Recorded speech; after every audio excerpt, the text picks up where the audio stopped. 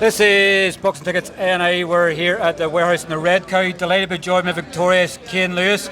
Cain, on paper, obviously, on the lead up to this fight, you know, it could have been a sleeper fight. It was obviously, it could have been a hard one for you tonight, but probably thought at times there tonight you showed your class, you showed your experience you built over the last few years as a pro. You come through that test with flying colours tonight? Yeah, definitely. You know, I knew coming into it was going to be a good fight. I knew he was coming to fight. He wasn't one of these lads who's going to tuck up like a punch bag for 6 rounds and just let me throw. I knew he was coming. He came to win. You know, he came to fight. So that's what I needed. That's what I wanted. But I also knew with a fight like that, I could show what I can do as well, and that's exactly what happened. You know, and yeah, I'm just very happy with the performance. Stuck to the game plan, and got the win. So yeah, delighted. It's one of them, isn't it? Sometimes, as obviously we've been talking about trying to get you a title fight, and the problem is you know, at featherweight, you know, at the current level you're at, you maybe have to look at the likes of Colin Murphy or Kurt Walker, who are probably a wee bit more experienced sort of thing. So you're sort of in that catch-22 where it's finding another Irish fighter at 126 to dance with. Has it been annoying for you? Because that could have got under your mind, and that could have obviously caused you trouble in there tonight if you had let it affect you. Yeah, you know, look, it is what it is. You know, this is boxing, these things happen. So, look, I just need to keep my mind on the game, take each fight as it comes, and not think too much into it. You know, look, if I can't get like a Celtic title or an Irish title or something like that, we'll move on to other things. You know, it's part of the game, but I just need to listen to my team and just keep getting out there, keep winning, and keep getting the fights, and look, just keep getting out there and doing my thing, and that's what I'm doing. So. And you get plenty of activity as well. Like, you know, this is exactly what you want. It's exactly what I want, you know. Like, big thanks to Jay, as I said out there. He's been getting me the fights. I've been fighting constantly, and I've been improving each fight as well, you know. And I've been stepping it up. You know, he was a decent step up for me, but I went out there and I showed what I can do. So yeah, look, enjoy the Christmas now, and then on to the next one, bigger and better things. And when are you hoping to get out? Obviously, I know Jay's doing 2 shows, one in Belfast and on the 8th, and I think here again the 15th. Has there been any conversation? There's obviously on them cards. I haven't spoke about it yet, but look, we'll see what happens. I'll have a chat with my team and have a chat with Jay, and look, we'll just whatever's next, we'll take it. But yeah, look, very happy with everything, very happy with the performance, and happy with it all. Yeah.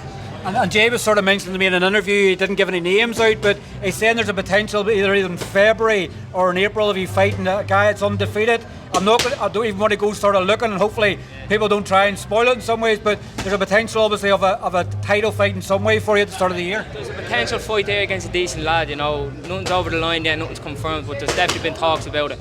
But look, there's plenty of opponents out there, you know, so we'll get the fights I'm looking for, and we'll keep stepping up. You know, I'm still young, I keep saying it in every interview, I'm still only 21. Take it step by step, and look, try getting an international title, maybe, see what happens, and just keep working my way up, you know, and that's the plan. Eventually I want to work up to world level, plenty of time to do that, so please God in the future, yeah. Like you're a pro a long time now as well. Like I keep coming back to the Ulster Hall where that was your big learning experience, and I think I said to Jay yesterday, if you didn't have that experience probably early on, you could probably have slipped up somewhere else. So you've been able to bank on that experience of getting a draw so early on. Like, do you look back on obviously of how far you've came as a pro in 3 years as a pro so far? You know, 3 years as a pro, and like if I look back to my first fight and even that second fight as a pro, I'm a completely different fighter, you know, mentally, physically, all round I'm completely different. And I'm sure people can see that as well, you know. But I've grown so much in just them 3 years, you know. Like, I only turned pro at 18, I was still a baby, you know. I didn't even box in the seniors, in the amateurs, I went straight for the pros. And not a lot of people do that, but I always wanted to be pro, it was always a dream of mine, so I just went and I done it. Learned on the job, I wouldn't change anything, you know. And now here we are, so look, if I just keep doing what I'm doing, keep getting the wins, keep learning along the way, and just keep getting better and better and better, and that's what I'm doing.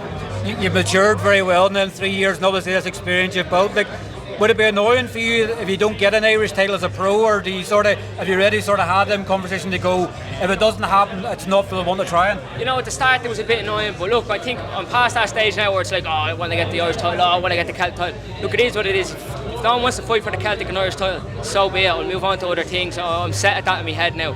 It's just, it would have been nice to pick it up along the way. It's nice to say I'm a Celtic champion and an Irish champion, but it's not the end of the world, you know. There's a big journey for me along in boxing, you know. I still have 10 plus years left in me, you know. You know, in boxing I'm still fresh, so it's not a rush to get these titles. So I'm gone past that stage now. Look, so if I have to move on to other things, so be it. It is what it is, you know. It's one of them, isn't it? The longer you drag on, the next thing you're 15 fights in, and you're waiting for an opponent, you're going, I could have other titles along the way. So I'll still be looking for a Celtic title in 3 years' time. You know, that's not the plan. So look, it is what it is. It could be like a Carl Frampton. Obviously, Carl Frampton went the whole way, the 2-weight world champion, and his one regret was never winning the British title at that stage. So similar to you, obviously, you could get to that stage and go, but I still wish I'd have won an Irish title as a pro.